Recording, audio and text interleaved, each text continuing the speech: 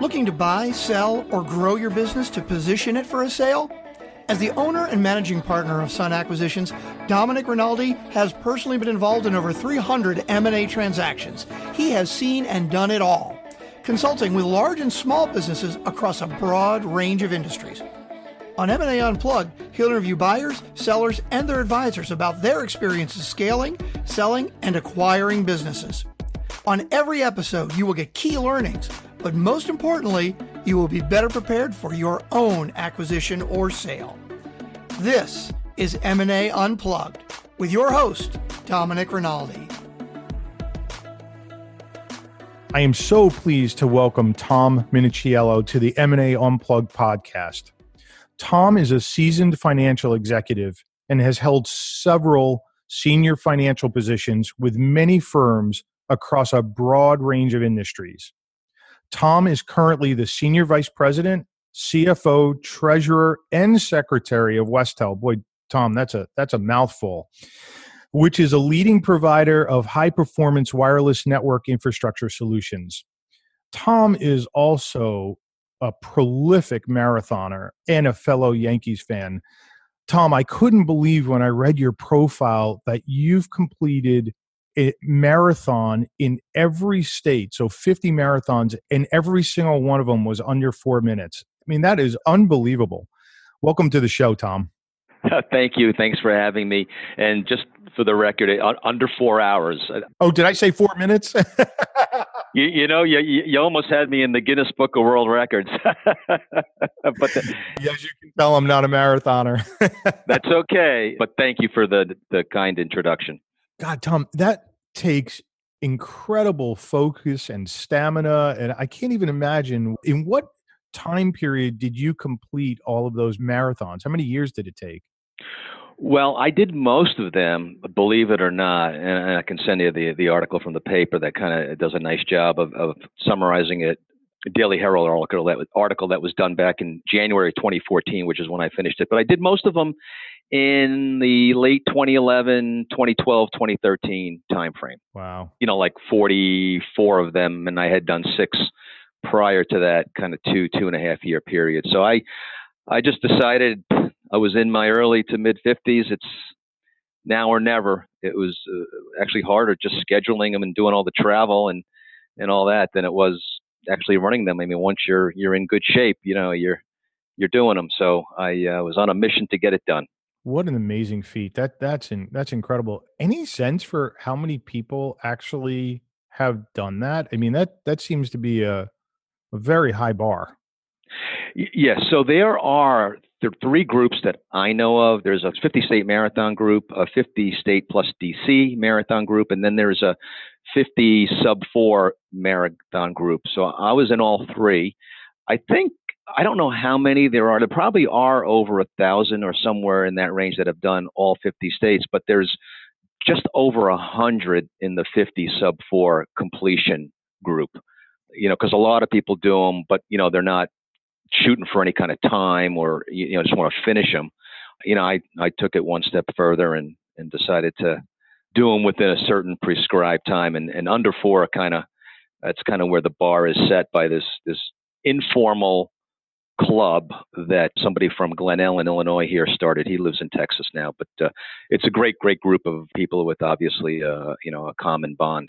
Well, the show is not about marathons, but boy, I just find that so interesting. I could go on and on, but let's move to the topic at hand, which is mergers and acquisitions. And let's start with your career. So you've spent your entire career in finance. Looks like you picked that lane very early on. I'm just curious, why finance? Well, I realized I had a knack for it. Actually, back when I was at college, we moved off campus, and for some reason, there was 8 of us. We were looking for an off-campus house to rent, and I, for some reason, was the only one with any wherewithal to go talk to the landlady and figure out the rent and divide up the bills and make sure everybody was paying their fair share every month. And so I kind of said, all right, I kind of like doing this. It was, handling all the finances, and that just led me to a professional career in accounting and finance. And I love what I do. I couldn't think of doing anything else, actually. Wow. Well, it sounds like those early traits are certainly paying off now. Let's go to you. When you and I first met, you had mentioned to me that you've been involved in any number of M&A transactions, buy side and sell side. And I'm curious, starting at a very high level, looking back now in the rearview mirror, are there some common themes, common threads that you've seen in those transactions that you've been able to take from one deal to the next? And what are those?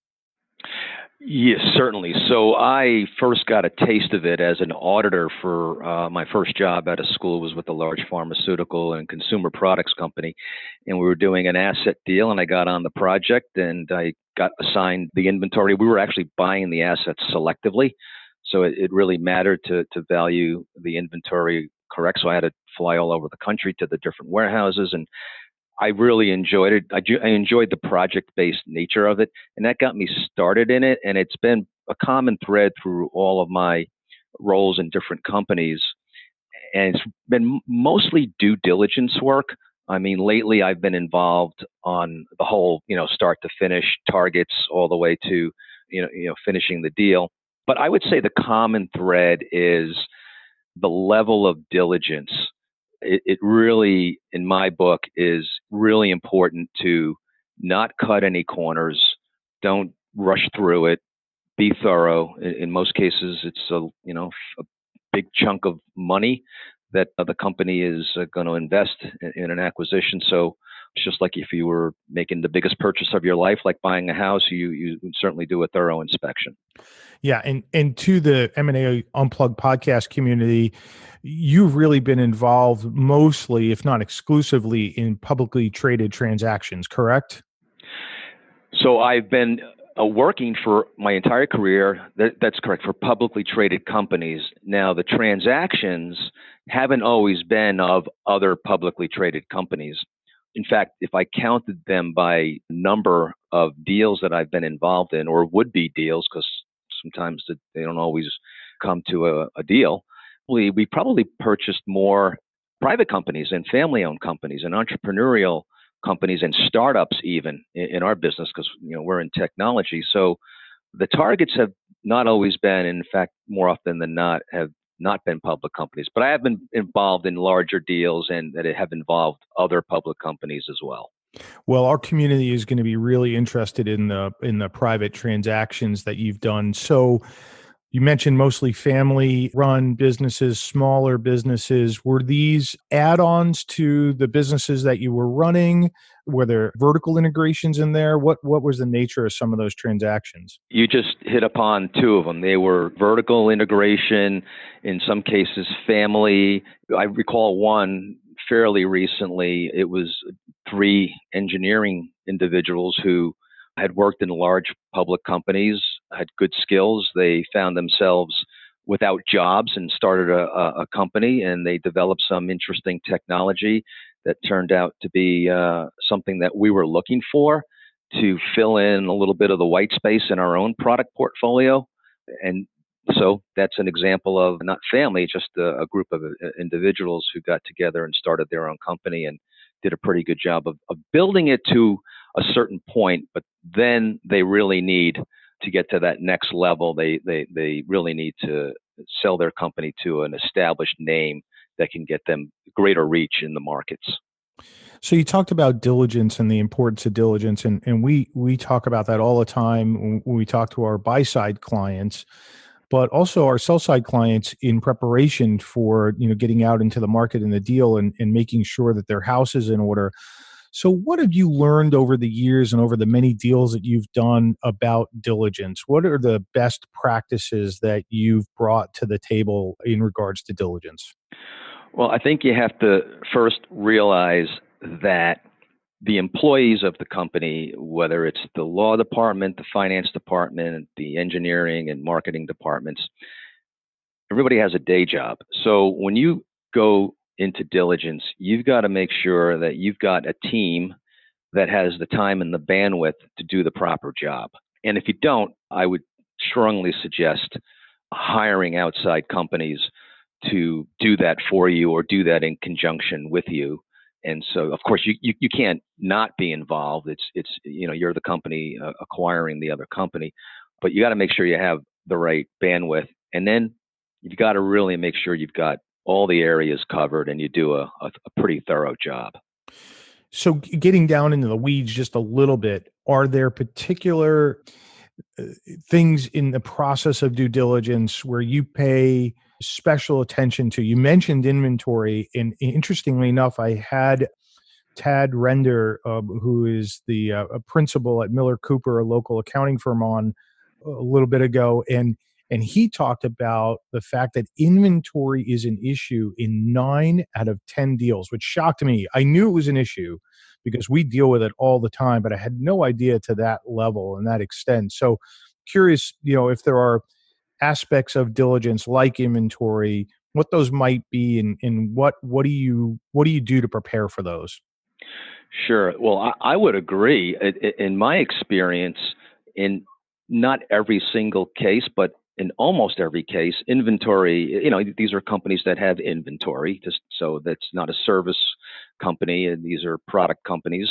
And I'd agree. In fact, I can't think of one where it wasn't an issue in my experience. And it's a multitude of reasons. If you're buying a smaller family-run company, they probably didn't keep inventory records, sometimes at all. They would buy things as needed. There would be inventory physically present in the warehouse, but there'd be no system around it for, withdrawing and adding, and, like you would normally have in a company where you add receipts into the books, and when you issue material, it's booked, it's recorded. In some cases, no transaction. So, and they've never counted it. They just take it like it's, a coffee mug out of your cupboard, right? So you come in and it's, oh my God. So it becomes a centerpiece of a problem. So you've got to do a physical, you have to reinvent their inventory accounting from a certain historical point in time and roll it forward in order to understand what you have, because it impacts the earnings and the gross margin and all that, right? Yeah, it makes total sense. So in your role as a CFO and on the finance side, how do you approach and how do you present a target acquisition to the CEO and the board from a return on investment perspective? Do you have a model or methodology that you follow? And the reason I ask this question is I talk to clients all the time on the buy side about understand what your target return should be and how you're going to measure it, and then measure it. And so curious how you approach that. Sure. I mean, there's a lot of ways to start in response to that, Dominic. I mean, first of all, there better be a strategy for the company and for the business, a growth strategy. And that strategy is typically, there's 2 ways to grow, right? You could either, in our business, you can internally develop products and technology for market, or you can go out and acquire them.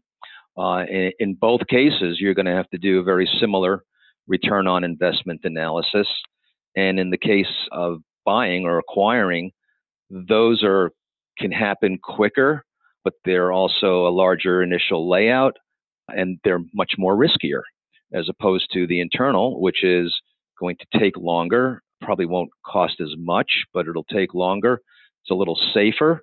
But in either case, in our business, when you're in technology, a lot of things don't pan out because of technological change, market shifts, market cycles, things like that. So when you put it all together and you decide you want to buy instead of internally develop, we do a typical discounted cash flow with an ROI analysis.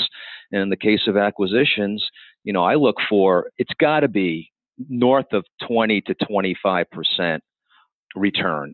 In fact, I get nervous when it's at that amount because things happen. And so, so we look for that. That's the minimum. If it's not doing that, then you need to retool the offer price, or maybe look at the projections and do something there and adjust it. But if it isn't going to work, there's no sense starting a due diligence effort in a process because it's time consuming and expensive, and who wants to waste time and money, right?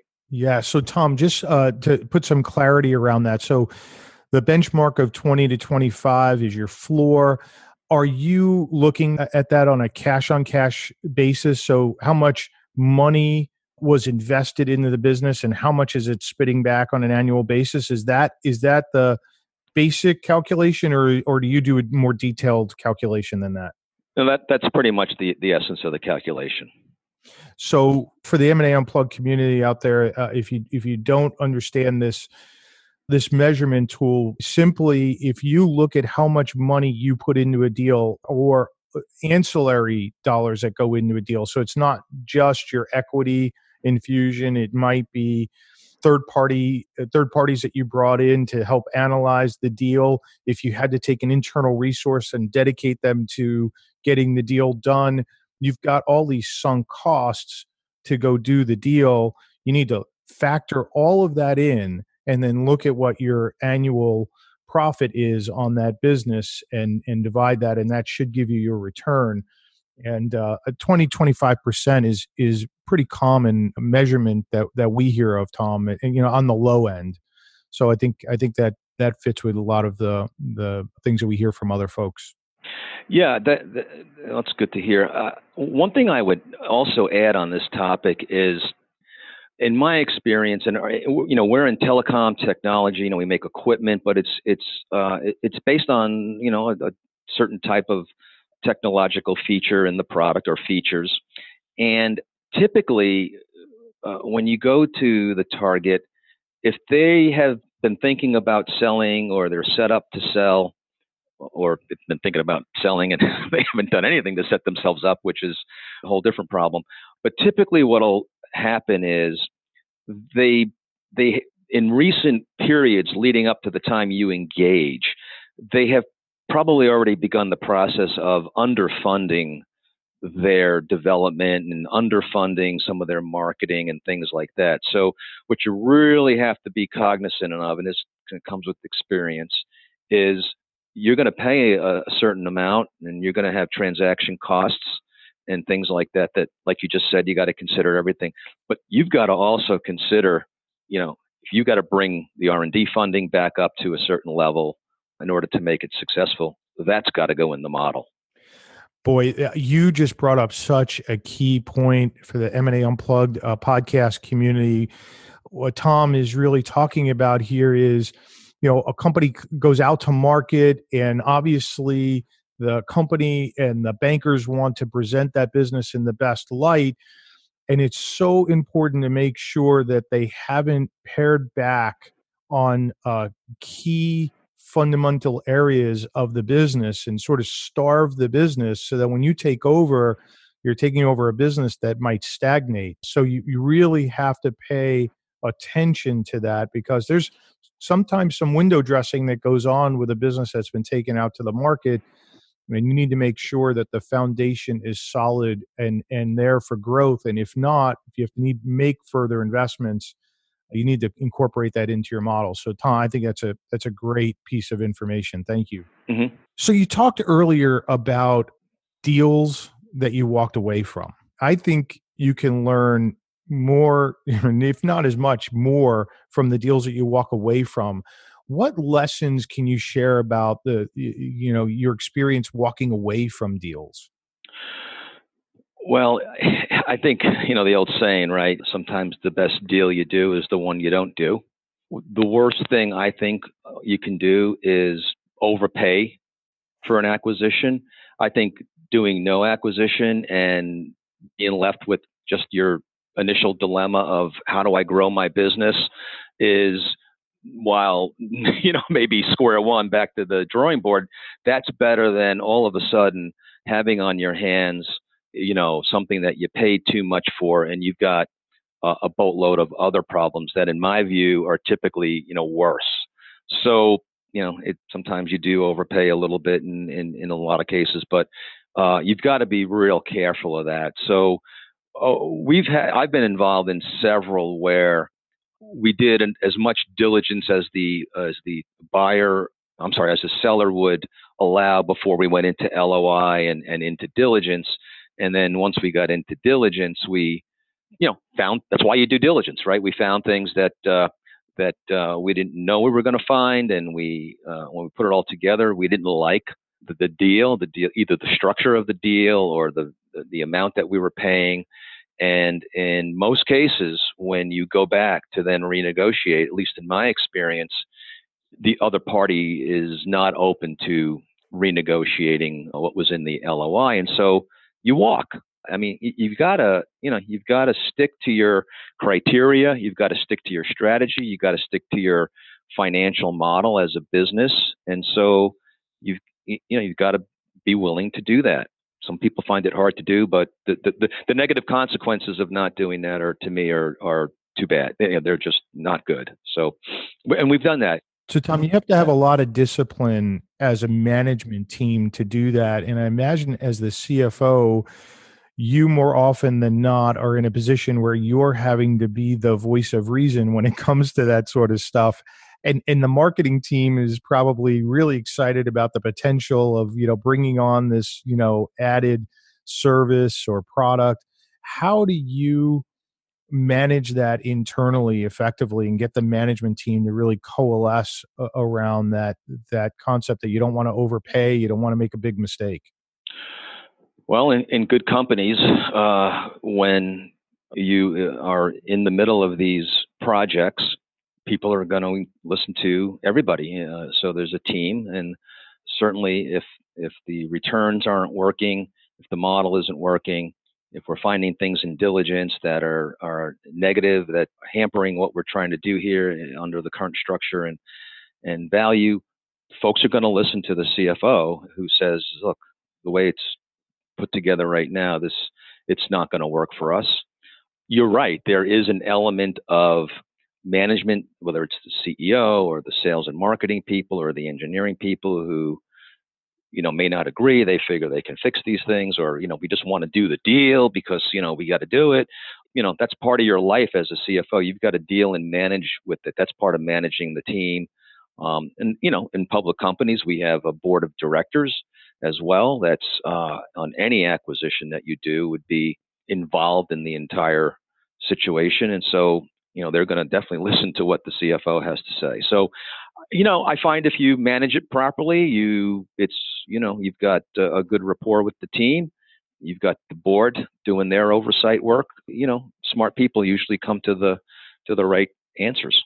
And you've got the model, right? So at the end of the day, you've got the financials and the model, and that usually can hold the day, right? Unless there's some other compelling reason to go do the deal. Right. Now, I will say, having just sort of chatted with you about this topic, I do recall one where we did successfully redo a deal, a small one, with a family company. And, so it's not like it can't happen. It does happen if the other party is, it all gets back to motivations and willingness and where people are at with their company, with their life. And so there's a lot of factors, as you probably know, that can work for you. And so the more, you know each other as a buyer and seller, I think chances of getting a deal done, if everyone's motivated the right way, goes up. Yeah, you hit the nail on the head, right? If everybody's motivated, right? If you've got motivated parties, you usually can find a way through the bumps in the road and get a deal done. Correct. Yes. And obviously, it always gets down to the money, but there's other things too. There's relationships. There's other factors, but no question, the money is the centerpiece. Yeah. So I'm curious, Tom, how has M&A work? Doing transactions. Early on, you were on the audit side, and now you're really driving the bus on a lot of the stuff that you're looking at from an M&A perspective. How has that made you a better CFO in performing your role day in and day out for the company? I will say this, especially here in my current role, but in everything I've done, it's not the only answer. You don't have to grow by acquisition. And in fact, in technology, and there was the co-founder of Microsoft, Paul Allen, who recently passed away, but I'll never forget his interview on TV a few years back. because he made all those investments and acquisitions, and none of them worked after Microsoft. So, most things in technology do not pan out. So, what I've learned is, look, you can do things internally. If you've got good engineers, you've got a good team, you've got people who can build things and develop product and write software code. It's M&A is not the only answer. And in a lot of cases, I think, you need to step back and look at that and say, look, you can do this, make buy. You can do the make side of this thing perhaps better than anything out there that you might think you could acquire. Yeah, I think that's a great point. It should be one leg of the strategy, right? Or maybe always be looking for good deals, but it shouldn't maybe be the only thing that you're doing, right? You got to be testing all sorts of things. Right. Yeah. Currently looking at doing transactions? Are you actively in the market for add-ons? Well, we've disclosed in our earnings calls to our investors. We do them quarterly like most public companies, so it's not going to tell you anything here that we haven't said on those calls. And what we've done here is we spent a fair amount of time, I would say during the last summer, fall, and into the early part of the winter this past year, looking at deals, getting involved into diligence. We have not closed any of them for a variety of reasons, some of which we just discussed. And so we have, in fact, turned more of our focus and attention into internal product development for growth. And, we've outlined the areas and the markets we think are good investments in. It's fiber access, it's public safety, it's something called CBRS. It's the Citizens Broadband Radio Service. We're getting into the weeds now, but it's a new spectrum for cellular that companies and enterprises can actually purchase directly. It's not a market yet, but it's coming. It's something that came out of the U.S. Navy. So these are future markets that we think we can build products for.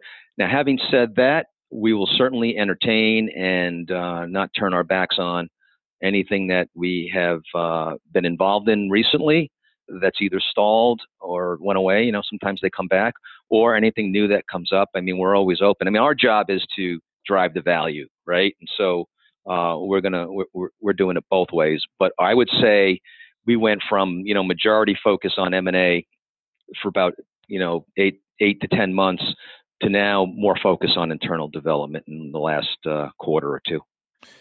So I'm curious, this CBRS. Do you know enough about this technology that you could talk about, like how that might change cellular and wireless calling? Absolutely, yes. So what it is it's spectrum. So just like 4G, 3G, 5G is coming, it's spectrum, but it's going to be deployed differently. So this was a separate spectrum that it's almost like the internet. It's something the government had for years. It was only used by the U.S. Navy for wireless communications, and it's very underutilized.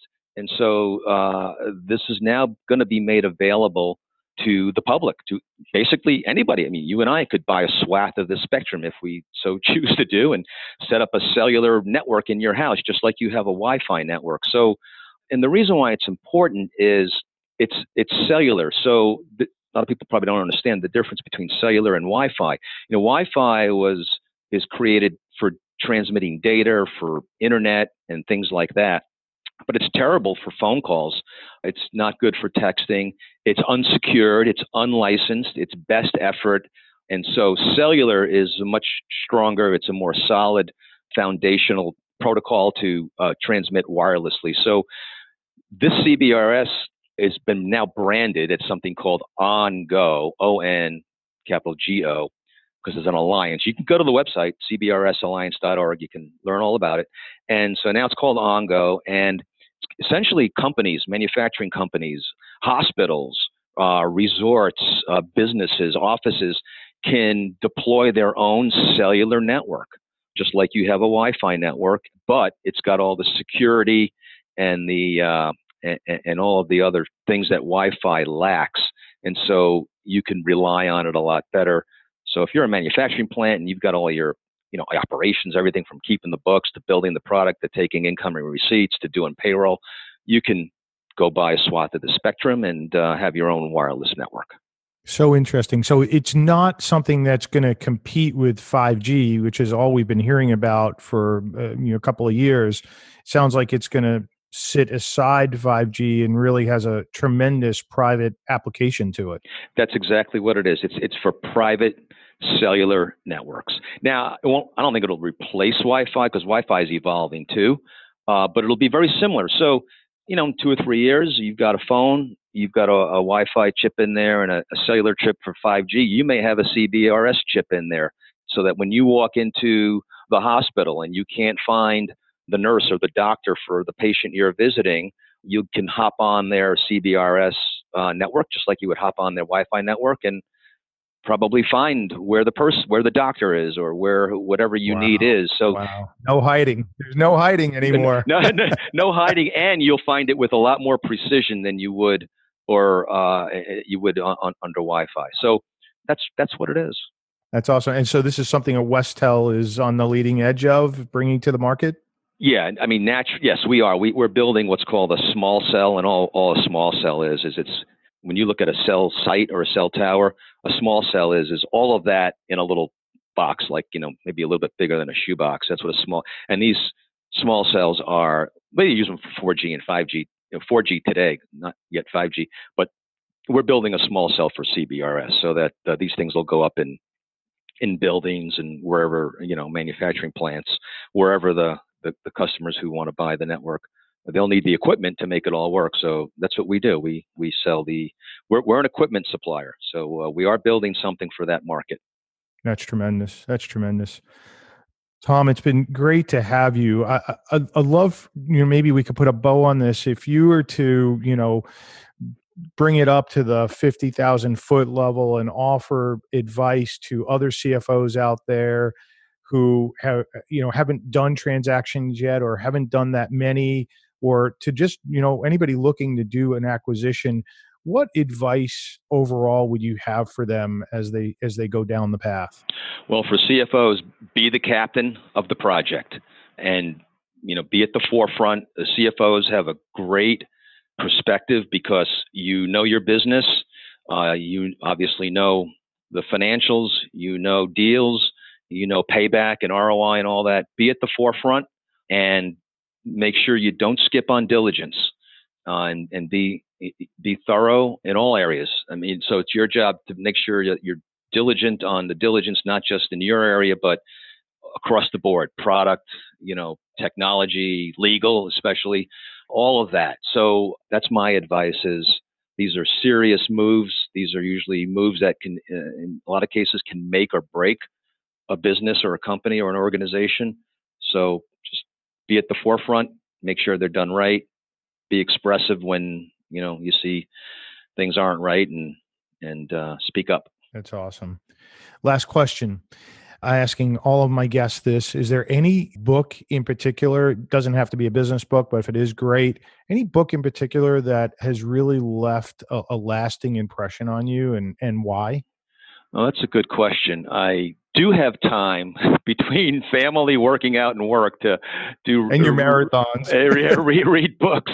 Well, I just read a book recently. My favorite book is The Hard Things About Hard Things, which is Ben Horowitz. He founded Netscape Navigator in the 90s. I remember they got shoved aside by Microsoft, but the book is fantastic. It's called The Hard Things About Hard Things. It's just really good. I've never read it. Okay. Yeah, it's a good book. But I just read Jay Wright, so I'm pretty passionate about not just the Yankees, but about my Villanova college basketball team. And so he just came out with a book called Attitude. And so the thing that just sticks out to me there is there's a lot of things you can't control in life, but your attitude is probably the most important thing that you totally control. So, if you go to Villanova and you go to the practice facility, it's called the Davis Center, and you walk in there, get in there. I mean, you can't just walk anywhere, but you can walk around. You'll see attitude posted everywhere. And, it's all about attitude and the next play. Can't change the past. So these are the kinds of themes that are throughout his book. The book is called Attitude, and I just loved it. It was a great book. Written like a true NCAA head basketball coach. Right? Well, I listened to his podcast too. They got a pretty good podcast. So I'm pretty religious about listening to everything about Villanova hoops. So, but good book. Yeah. Tom, thank you so much for being on today. It's been a pleasure having you as a guest. I really appreciate you taking the time. Well, Dominic, thank you for having me. My pleasure, and delightful talking with you. So for the M&A Unplugged podcast community, just to summarize a few of the key things that Tom brought up, it's so important as you're contemplating diligence that you look at whether or not you have the right team in place to handle the diligence and the integration that's going to occur post-transaction. And if you don't have the proper resources to line up external resources, because most companies are running at pretty full efficiency these days, and to take somebody who's got a full-time job and ask them to layer on diligence and integration could be pushing somebody over the edge. So important for a clean transaction to make sure that you have the proper resources. Tom also mentioned strategy. We've talked about this a couple of other times in earlier podcasts. You should be setting the course and the strategy from day one. Know what you want to achieve, what you want to do with an acquisition, so that when you go out into the marketplace and start looking at opportunities, it's against a set acquisition strategy that you've put in place and the whole management team has agreed to. Tom also mentioned that when you analyze a deal, it's so important to also think about if any additional investments need to be made to bring that acquisition up to the point where you can, not only keep the ship steady, but also take it to the next level. And then the last thing, the message for CFOs was to be the captain of the transaction, really quarterback the deal from all aspects, because you're at the end of the day going to have to present to the management team and the board, the financial justification, and not being the captain of that deal could put the whole deal in jeopardy. I hope you enjoyed today's show. All the information will be available in the show notes. If you would like to learn more about the process of acquiring or selling a business, please visit our website at sunacquisitions.com, or feel free to reach out to me at drinaldi@sunacquisitions.com. I look forward to seeing you again on the next episode of the M&A Unplugged podcast. And until then, please remember that scaling, acquiring, or selling a business takes time, preparation, and the proper knowledge. Thank you for joining us today on M&A Unplugged. If you enjoyed the show, please subscribe, rate, and recommend it wherever you get your podcasts. If you want more great information on how to scale, acquire, or sell a business, please visit our website at sunacquisitions.com.